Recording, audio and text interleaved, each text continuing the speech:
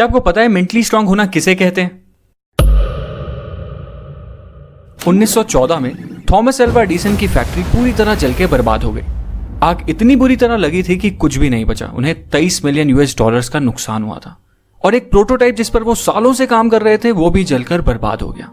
इस पूरी सिचुएशन को जानने के बाद थॉमस अल्वा एडिसन ने जिस तरीके से रिएक्ट किया उसे कहते हैं मेंटल टफनेस। पता है उन्होंने क्या कहा? उन्होंने कहा, थैंक गॉड अभी तक मैं जितनी भी मिस्टेक्स कर रहा था वो सारी जलकर खत्म हो गई हैं। अच्छा है, अब मैं एक फ्रेश शुरुआत कर पाऊंगा। एक मेंटली टफ इंसान की ये बहुत बड़ी क्वालिटी होती है कि वो बुरे से बुरे वक्त में भी अपने आप को संभालना जानता है और एक पॉजिटिव अप्रोच रखता है। पर फैक्ट तो यह है कि शुरुआत से ही कोई भी मेंटली स्ट्रांग नहीं होता। जैसे अच्छी डाइट और रेगुलर एक्सरसाइज आपको फिजिकली स्ट्रांग बना देती है, वैसे ही कुछ हैबिट्स होती हैं जो एक मेंटली वीक इंसान को भी मेंटली स्ट्रांग बना देती हैं। और आज इस वीडियो में हम मेंटली स्ट्रांग लोगों की कुछ हैबिट्स के बारे में बात करने वाले हैं। So let's start. पहली हैबिट है एम्ब्रेसिंग चेंज। ईगल इकलौता ऐसा पक्षी होता है जो 70 साल की उम्र तक जिंदा रह सकता है। पर इस उम्र तक जिंदा रहने के लिए हर ईगल को एक बहुत मुश्किल डिसीजन लेना पड़ता है, क्योंकि 40 साल तक जिंदा रहने के बाद एक ईगल के पंजे इस लायक नहीं रहते कि वो उन पंजों से कोई शिकार आसानी से कर पाए। उसके पंजे कमजोर हो जाते हैं और इतने लचीले भी नहीं रहते। और तो और उसकी तीखी और लंबी चोंच भी काफी मुड़ जाती है और उसके पंख इतने मोटे हो जाते हैं कि उड़ान भरना भी मुश्किल हो जाता है। और 40 साल की उम्र में यही वो टाइम होता है जब एक ईगल के पास सिर्फ 2 ही ऑप्शंस होते हैं। पहला, या तो वो इसी तरह मर जाए, दूसरा कि वो एक बहुत ही पेनफुल से चेंज के प्रोसेस को एक्सेप्ट कर ले। एक ईगल की जिंदगी में ये प्रोसेस 150 दिन का होता है और इस प्रोसेस के लिए उस ईगल को किसी पहाड़ की चोटी पर जाकर बैठ जाना होता है और वहां उसे अपनी चोंच को तब तक किसी पत्थर पे मारते रहना होता है जब तक उसकी चोंच निकलकर नीचे ना गिर जाए। और चोंच के अलग हो जाने के बाद एक ईगल फिर नई चोंच के उगने का इंतजार करती है। जब नई चोंच उग जाती है तो उस तीखी और मजबूत चोंच से फिर वो अपने पंजे उखाड़ देती है और फिर से नए पंजों के उगने का इंतजार करती है। जब उसके नुकीले से नए पंजे वापस आ जाते हैं तो फिर वो उन पंजों से अपने पुराने से मोटे पंख भी नोच लेती है ताकि नए और हल्के पंख उग पाए।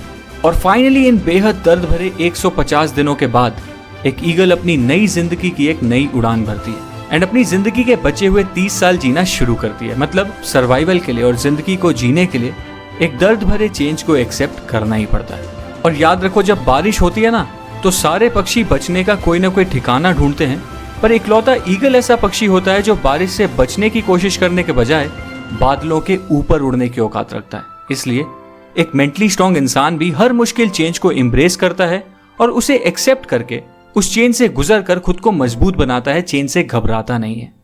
दूसरी हैबिट है एस्टैब्लिशिंग बाउंड्रीज।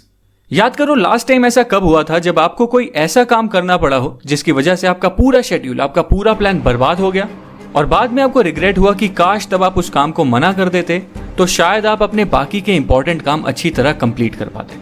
अगर ऐसा आपके साथ अक्सर होता है तो सॉरी, आप शायद इतने मेंटली स्ट्रांग नहीं हो, क्योंकि एक मेंटली स्ट्रांग इंसान को उसकी बाउंड्रीज मतलब उसकी लाइन ऑफ कंट्रोल पता होती है। उसको पता होता है कि उसे किस काम के लिए नो बोलना है और किस काम के लिए यस, उसे किस कन्वर्सेशन का हिस्सा बनना है और किस कन्वर्सेशन का नहीं, उसे क्या खाना है और क्या नहीं।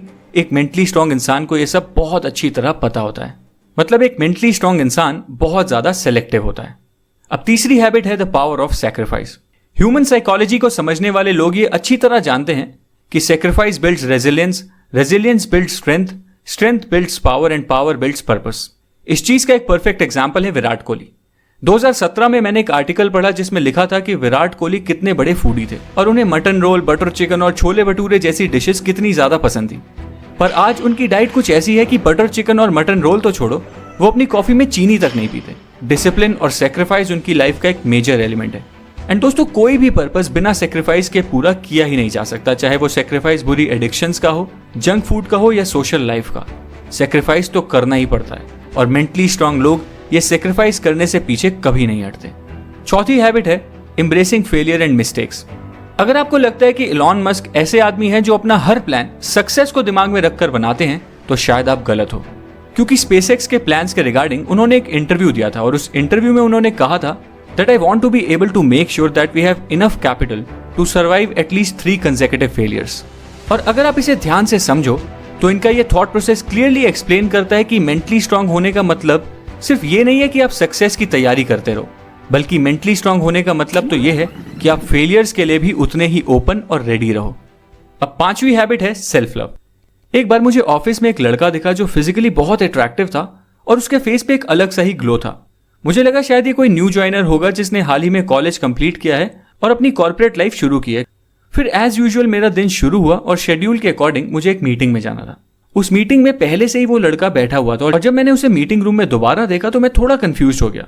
बट फिर मेरे मैनेजर ने अनाउंसमेंट की और बताया कि इस मीटिंग के लिए हमने एक गेस्ट को इन्वाइट किया है जो हमें प्रोसेस रिलेटेड एडवाइस देने वाला है, और वो गेस्ट बिजनेस की एक यूनिट का डायरेक्टर है।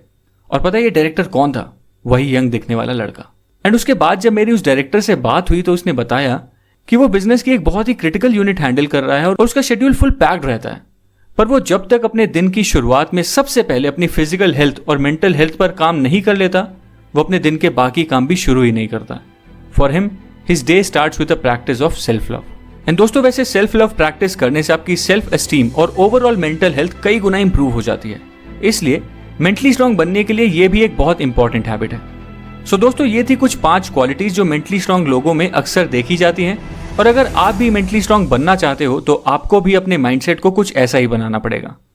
अगर आपको मेरी इस वीडियो का कंटेंट पसंद आया तो इस वीडियो को लाइक करना, मेरे चैनल को सब्सक्राइब करना और बेल आइकन दबाना फ्यूचर वीडियो अपडेट्स के लिए। Thank you.